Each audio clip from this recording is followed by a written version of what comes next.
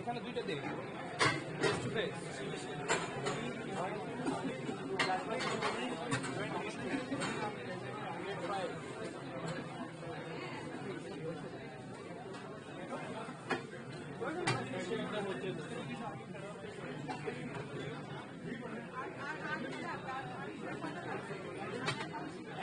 দুইটা চারটা এখানে আরেকটা লাগবে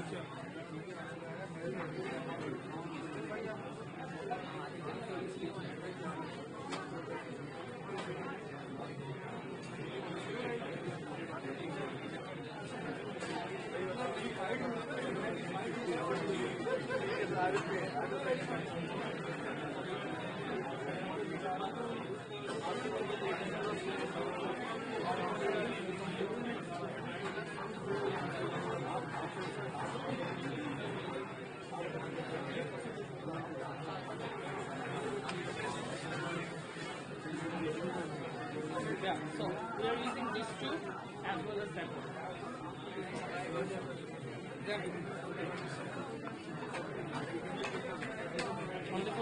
Only for today, that's gonna work.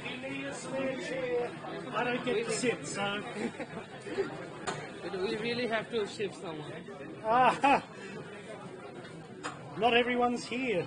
You tell me. So two.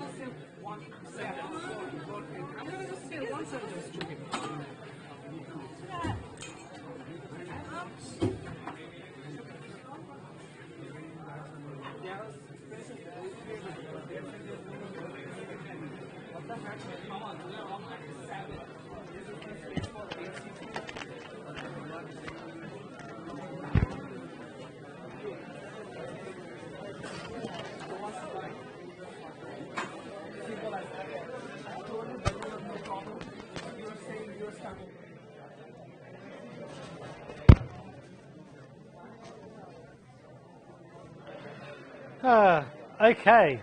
Well, for those of you with a classical education, welcome to Dante's Seventh Ring of Hell.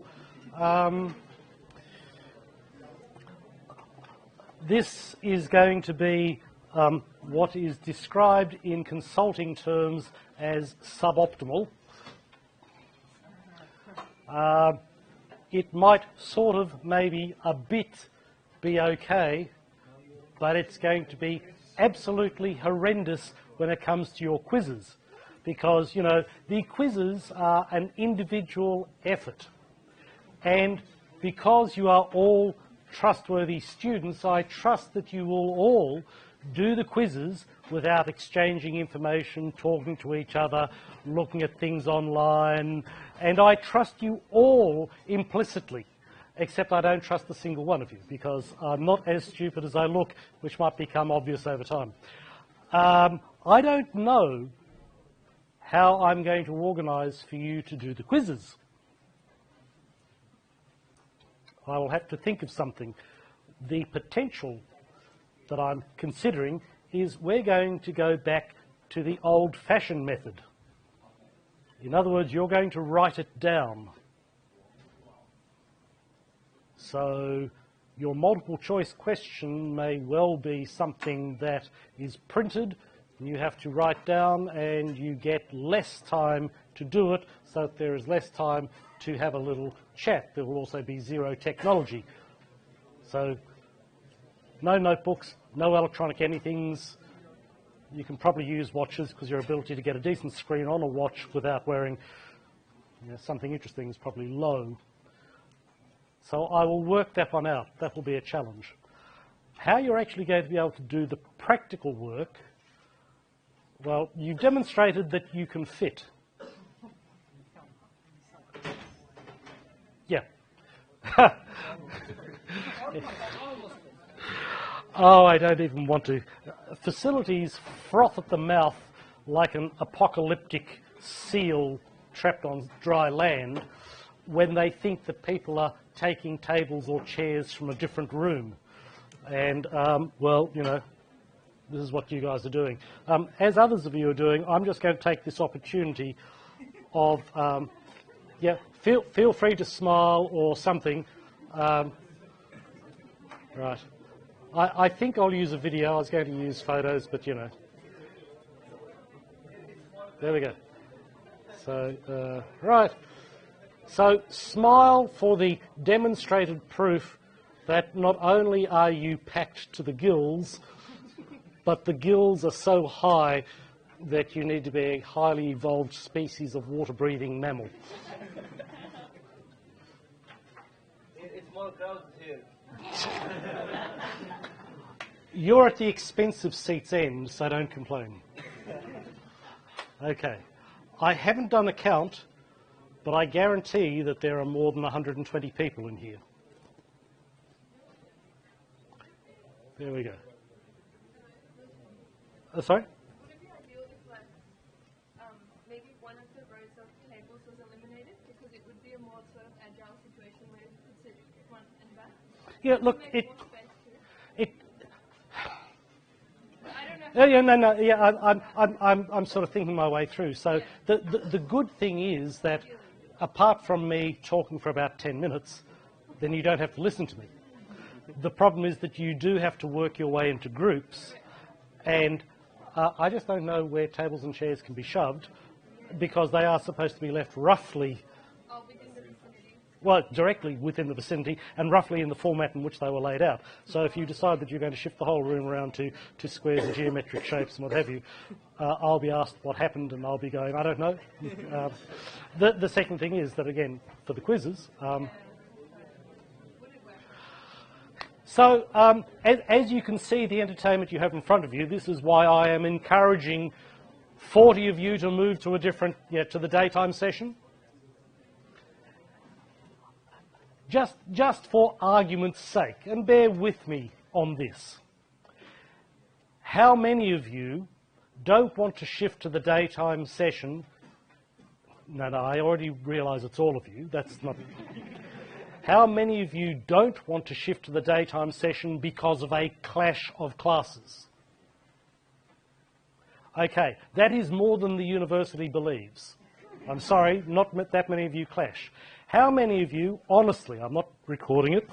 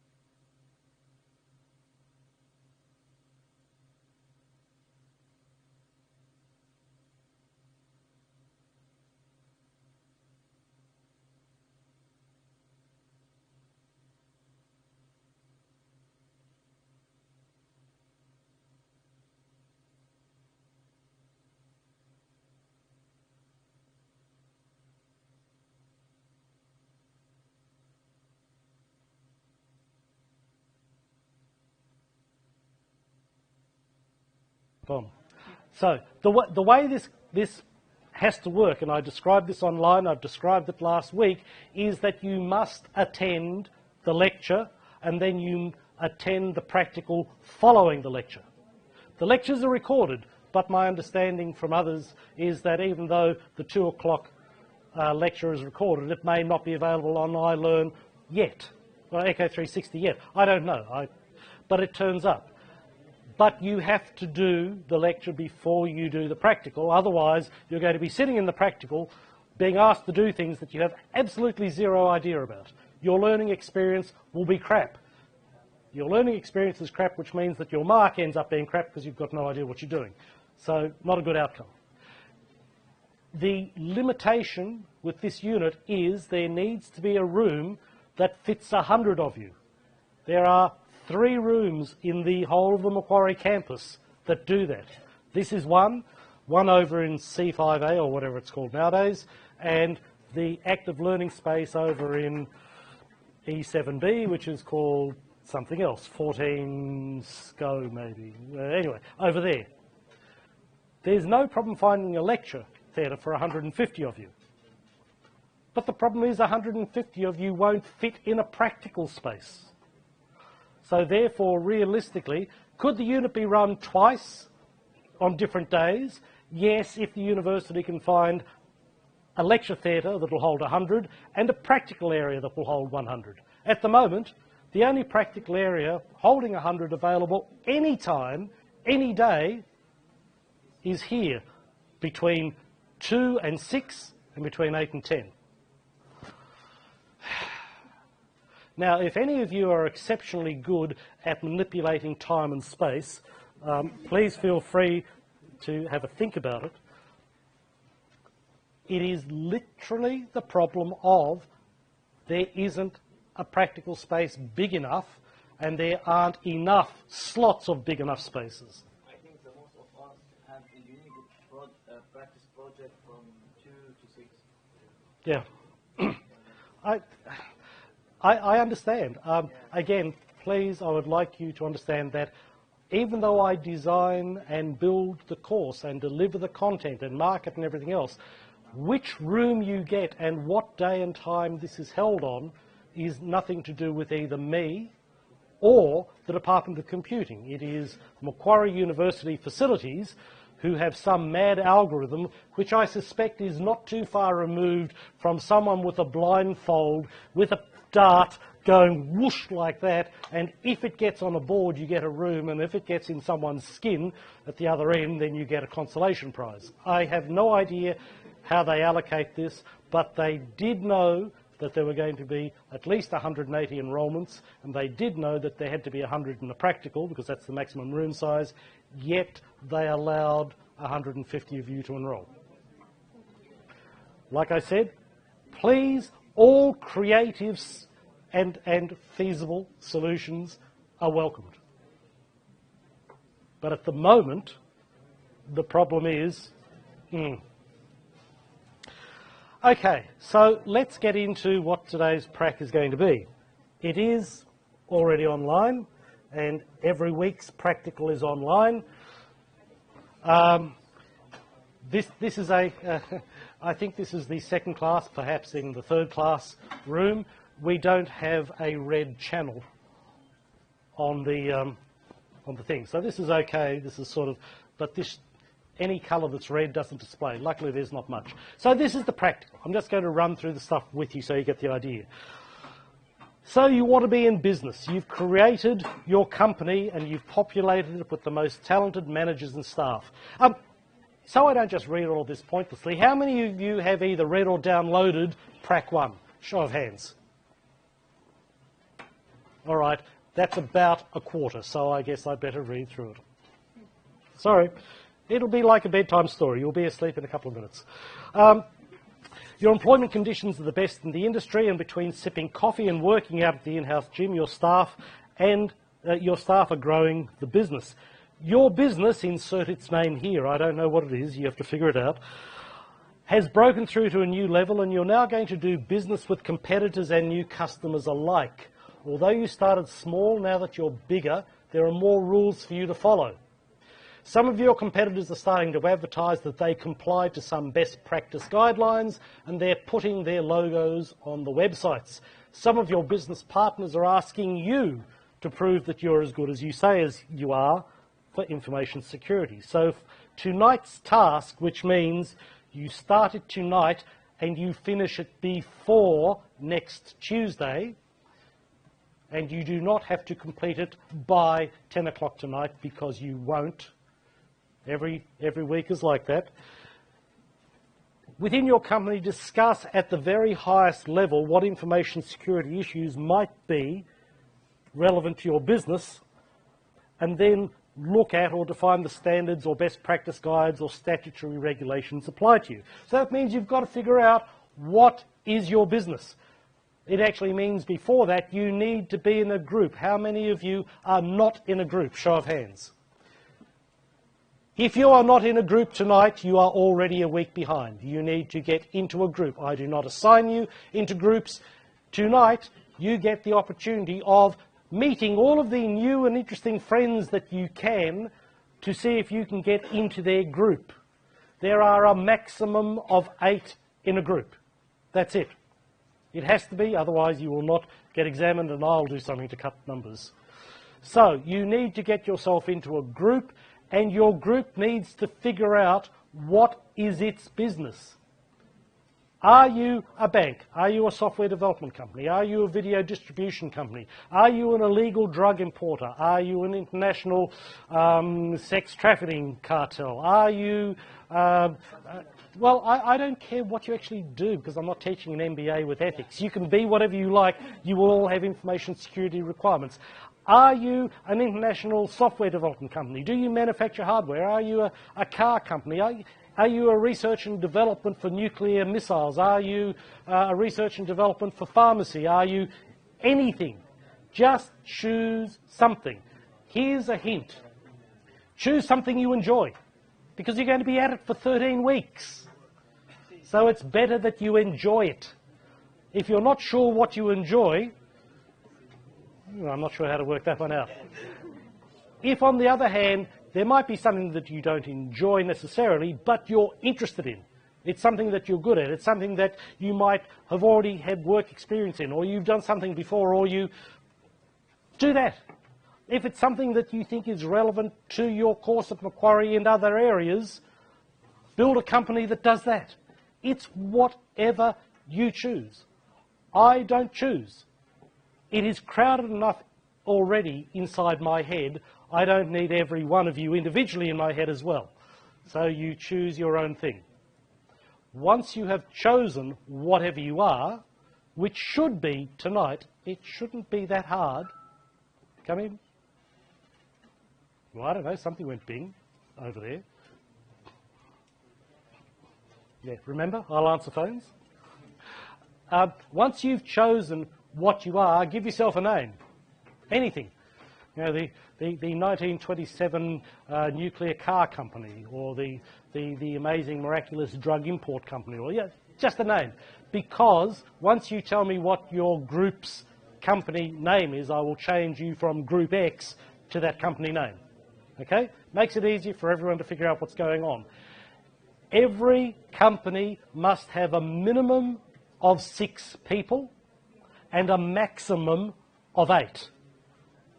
That means your options are 6, 7 or 8. Not 5.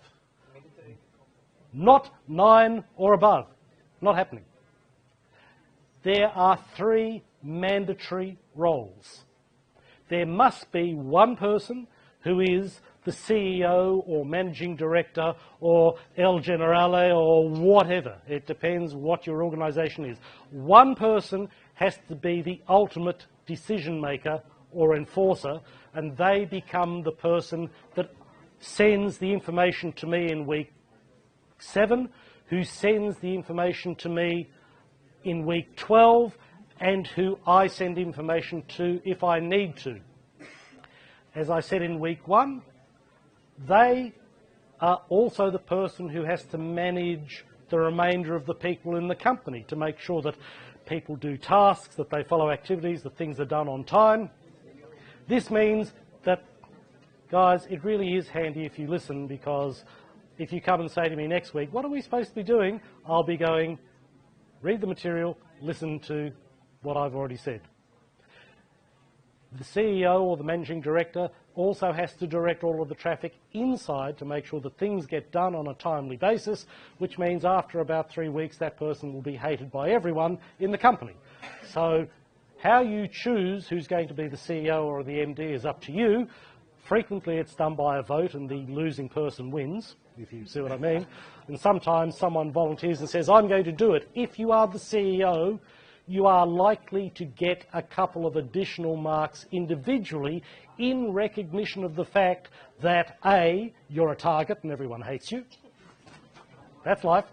And B, you will be doing a small amount of additional work. You'll be gathering stuff together, you'll be zipping it, sending it to me, you'll be doing things. So there's that, and the certifiers at the end of the course will also recognise that you spent more time directing traffic and organising people than necessarily being on top of every individual bit that occurs, and so they will be slightly more lenient.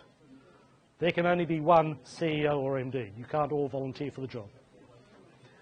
The second position that must exist is a CIO or head of IT or something.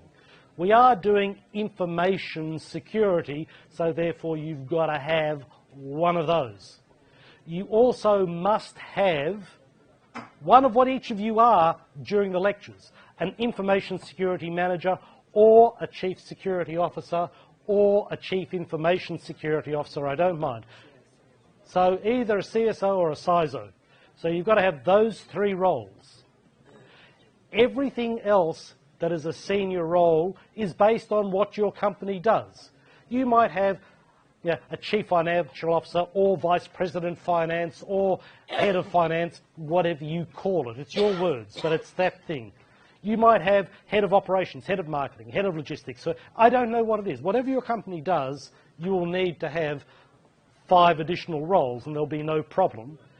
In your practical work, from now all the way through to when you are interviewed by the certifiers in week 13, you are going to behave and act in your company role. So whereas you are all information security managers in the lecture, when you're in here doing the practical, you're either head of finance or head of ops or the CIO or the something, because that's the role you've got to do. It doesn't matter if you don't know anything about business, because we're not doing an MBA. But a bit of common sense will tell you that if you decide you're going to be, say, a pharmaceutical company in Australia, that you can go online, you can look up the public records for any Australian pharmaceutical company, you can see how many people they employ, because it's listed, you can see what their turnover was last year, you can see what their profit is, and you choose that. That's your information. You need to have a starting point. You need to know how many people you've got, you need to know how much money you make, and you need to know how much profit you've got, because that will come into your decision making in weeks to come. What's the risk? What's the cost? What's the benefit? Can we afford to do it? Can we afford not to do it? Why should we? Etc. Your company has to be Australian. I'm perfectly happy for you to be an Australian offshoot of an international company, but you are an Australian company, you will be subject to Australian law. You can be an international company that is working in Australia, but that means you are still going to have Australian legal constraints, so keep it easy, I guess. Again, I don't actually care what the company is, and what the company actually is, in reality, doesn't make any difference. I was going to say, the tasks that you're going to do each week are process related. It's going to be based on, here's the stuff I've spoken about, here's the things that you actually have to think about and do, and a lot of you'll eventually figure out that the thinking about happens here, and the doing happens outside of here in the next 6 hours, or in the other 6 hours before next week. So you're following a process, and whether your company makes drugs, whether it makes guns, whether it makes finance products, whether it makes software, the process of information security is actually pretty much the same. You're just having a company to anchor this. It's just a story that you can anchor it to, because if you were doing it all in theory, you'd be bored stupid, and secondly, you wouldn't get any benefit out of it, because I'd be telling you to do something and you'd be going, well, what's all this, what's all that, what's all... So it just anchors you, gives you a context. Well, I was just going to say, so there are industry-specific regulations, like you mentioned, pharmaceuticals, yeah, therapeutic administration. that's right. But all you need to know, look, good example. So if we're talking about pharmaceuticals, it will take you probably 5 minutes by looking at the annual report of a pharmaceutical company online to see that they've got a list of things, such as we have to comply with APRA, with ASIC, with the Australian Privacy Principles, with TGA, with the Commonwealth Health Act, with this. And that's what you do. You go, right, these are the things that we need to comply with, here's a list of them. You do not need to know the acts. My goodness, if I got you to memorise all of that sort of stuff, you would literally be here forever, along with everything else. But the idea is that you get to see for your organisation that you might have 30, 40, 50, 60 different bits of legislation that you do need to keep in mind. In reality, in this unit, you won't be, simply because you're not going to have time to go off and learn all of those bits of legislation and stuff. But simply the fact that you see that you're bound by that many means that if somewhere where you're assessing risk and you go, gee, what's the regulatory risk if we don't do something? And everyone goes, oh, probably nothing. And then you go, hang on, we've got 40 bits of legislation. No, that probably means there is something. It just helps you get a bit of reality. So are we going to be concentrating just on information security legislation? That's it. No, not legislation. You're concentrating on information security. Yeah, so nothing, for example, about accounting. We don't have to cover Nope. all that legislation. How many of you here have got undergrad accounting? You're doing better than me. I know nothing about it. I've written accounting systems, I've written foreign exchange systems, but I don't know anything about accounting. I'm good at, yeah, no. No. We're not doing an MBA, we're not doing a finance course, we're doing a management course. So you need to understand the management process and the process of following a map and doing the things, that's what's important. What is important from tonight onwards? Yep. Is there oil company in Australia here? Sorry? Oil company like Aramco? Yeah. Okay. So if you want to be an oligopoly, you can be, but you have to be the Australian outpost of the oligopoly. If you want to be the Russian business network, yeah. No, because we have from Middle East, we have many oil. Yeah. That's why we have to if there is no oil company, so we have to follow the another rules, laws, or Well, there is let's pretend that you are Shell. Okay. If you're Shell in Australia. There's also Shell headquarters in Europe. Guys, I'm answering a question that may eventually end up applying to all of you, so it's probably worthwhile. What happens if you are an international company and it's an oil company, you're based in the Middle East, you know, you have to follow all of those rules and regulations? Well, no, because you're in Australia. And in Australia, you have to follow the Australian rules and regulations, and the Australian law doesn't actually care whether you follow home country law or not. but there is no. This company, it's not found in Australia, so I have to. Are you conducting business in Australia? For example, I want to pick up the oil or. Are you conducting business in Australia? In that case, you are subject to Australian law. That's all there is to it. This is in the real world. You might say, no, we're Saudi-based, and all we do is we deliver oil to Australia and we have people who then do something. Great, you are subject to Australian law, to Australian maritime law, to Australian business law. You have to pay import fees and this. You're subject to it. You might go, no, but it's not us. But actually, yes, it is. Just like if I was an Australian and I said, I'm going to set up a business in Saudi Arabia. I'm just choosing Saudi Arabia. It can be Yemen. It can be anywhere, any country. I'm going to set up a business in another country, and I'm going to teach people about information security. And they'll go, right, have you got permission to set up a business? Have you got an in-country business partner? Are you following all of these laws? Have you? No, I'm just going to be teaching. So we have to follow all the. Yeah. Okay. So. I got marginally sidetracked. The thing that you need to now, from this week, start doing, apart from listening,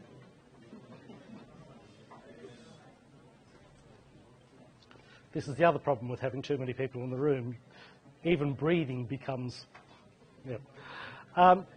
The other thing that you need to do is, similar to forensics but with nowhere near the level of detail, you are going to need to keep notes of what you do and why you do it.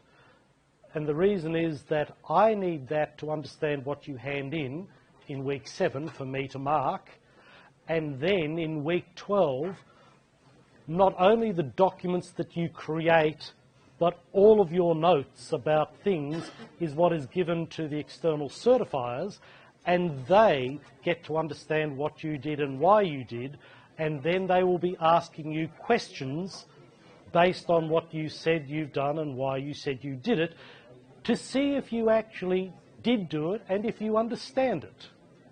If you don't have any notes, they will assume you didn't do everything and you just stole everything from the internet and put it down and used it. You can by all means say, look, there's stuff on the internet that seems to be related to what we're doing, we're going to take that. You need to note in your documents that you have taken stuff from the internet and you've chosen to use it. But if you don't attribute it, that will be considered plagiarism or academic dishonesty, and you will get bounced for it.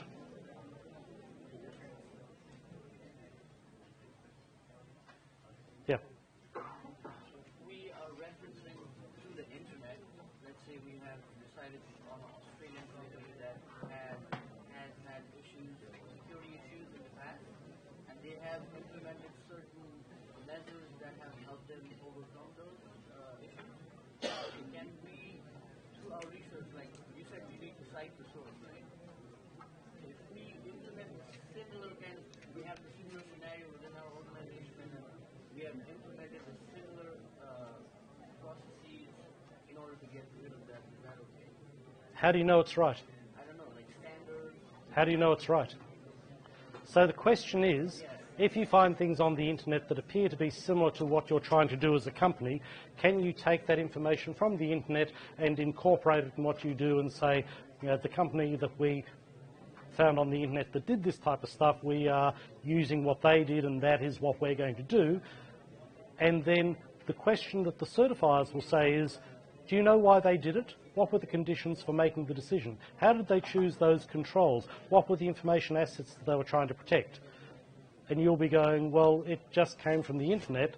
You won't be able to answer any of their questions, and they will say, well, even though you've actually referenced material you found on the internet, you have no understanding of what's being done or why, and instead of getting a potential 35 or 40 marks, you might get 5, because you've got stuff, but you've got no idea how to operate it.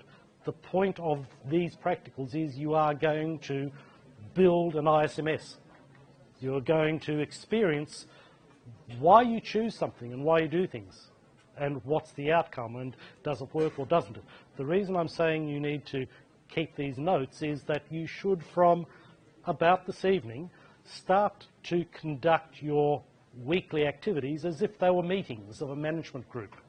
You should, well, this is the way it works. For information, I'm getting that look that I always get, it's okay. You need to say, well, these were the people who attended.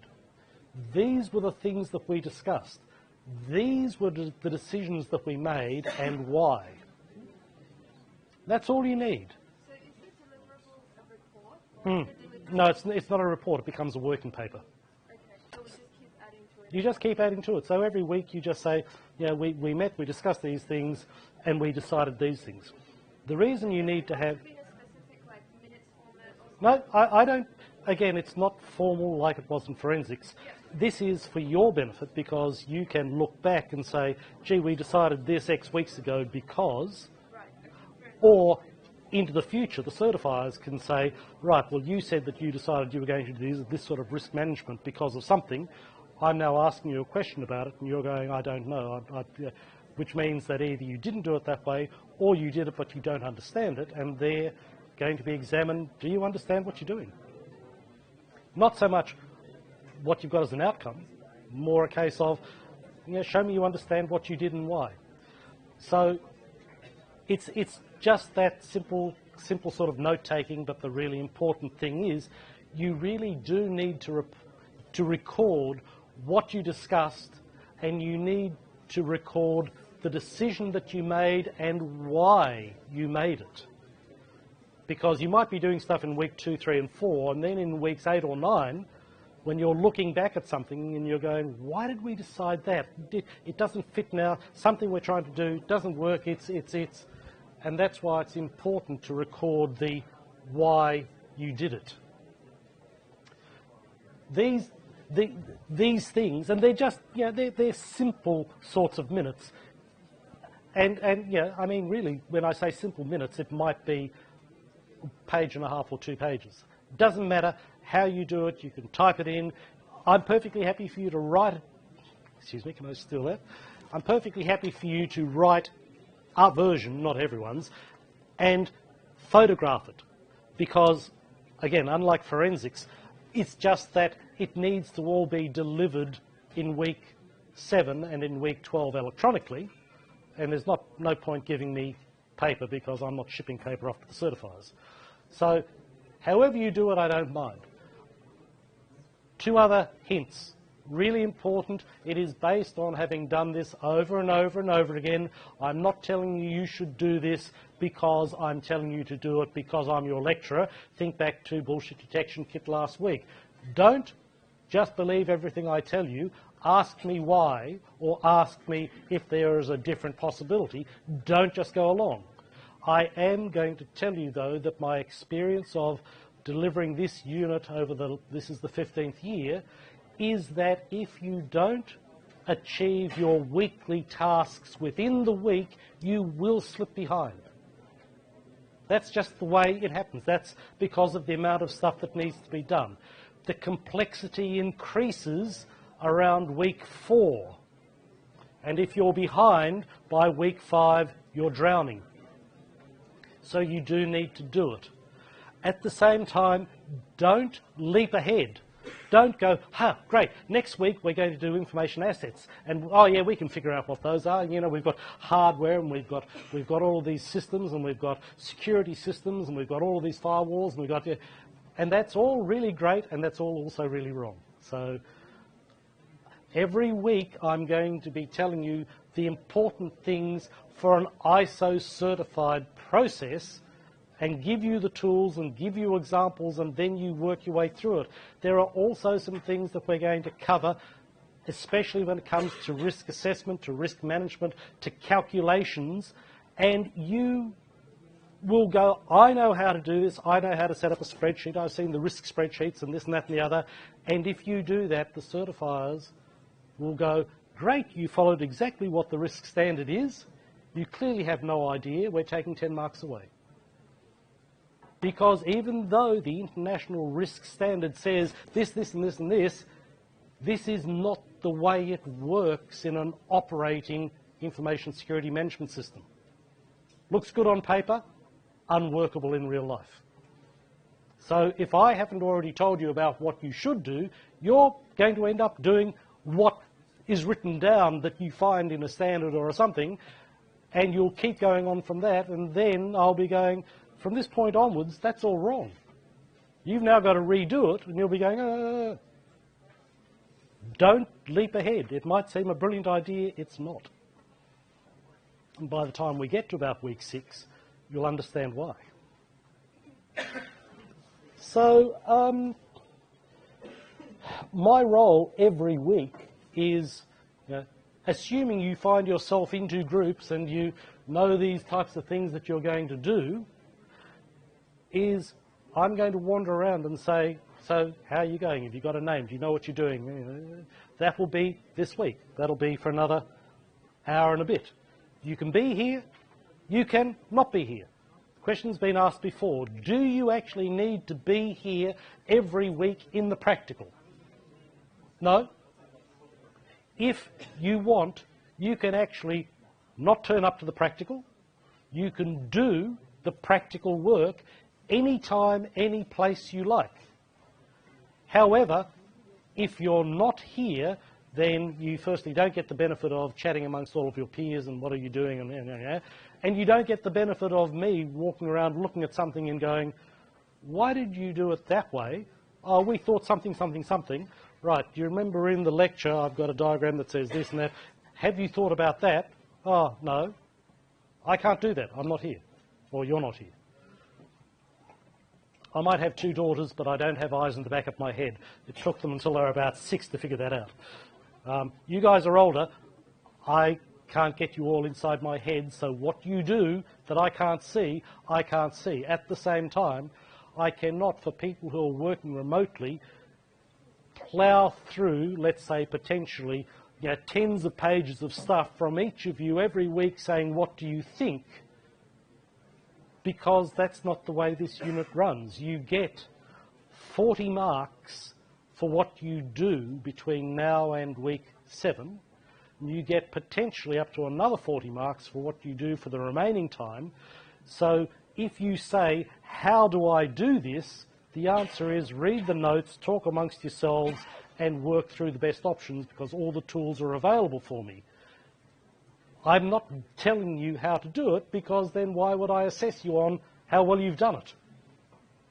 On the other hand, as you're doing things, like I said, I will look and I'll go, why did you do that? Sorry, just pointing in the general direction. And you'll go, oh, well, we're not sure, or something. And I'll go, right, have you thought about this? Have you, what about this? The slides, I've got something that's, how about you try doing that or thinking of that?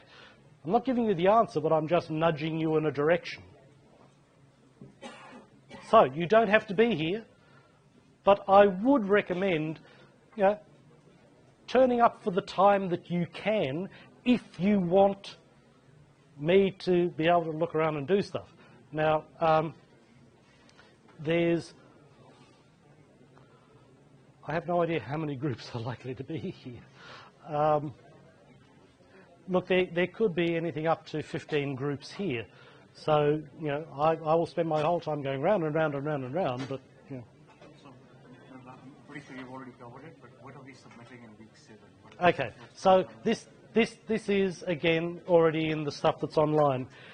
In week 7, you are submitting all of the practical work that has to have been done in weeks 2, 3, 4, 5, 6, and 7.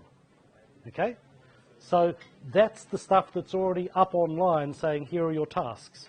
So if it says you need to do this, or you need to build a list of information assets, or you need to complete a risk assessment, or you need to calculate the cost of this, that's what you've got to actually be able to hand in, and they form documents that become your risk register, your risk treatment plan, your statement of applicability, and other things. You're doing it for that reason. You're not doing it because I want to torture you.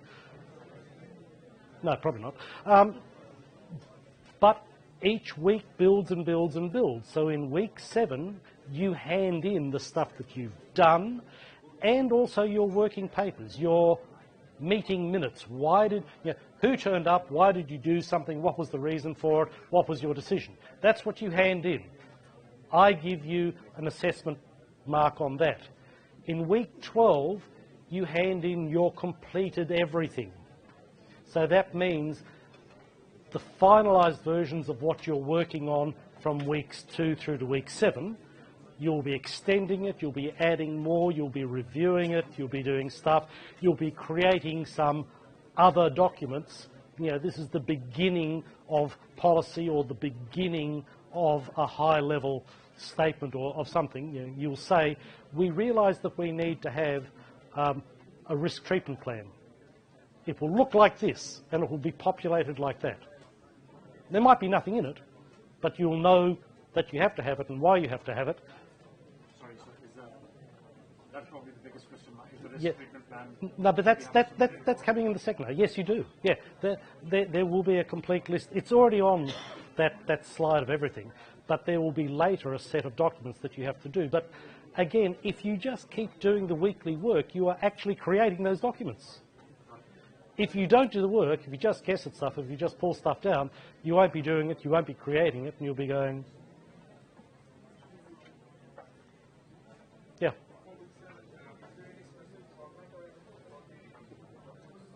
Yes, there is, and it's in the week 1 notes. Okay? Or actually, that's the format of the file and the file name. I don't mind how you do this stuff. So you are building and populating registers. You can do it in Excel, you can do it in text, you can do it in a SQL database. I really don't mind. It's up to you. Go berserk.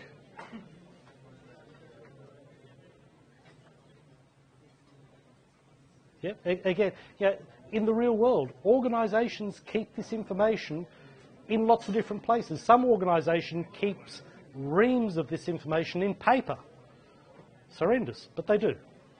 So you need to keep the information in a way that you can all work on.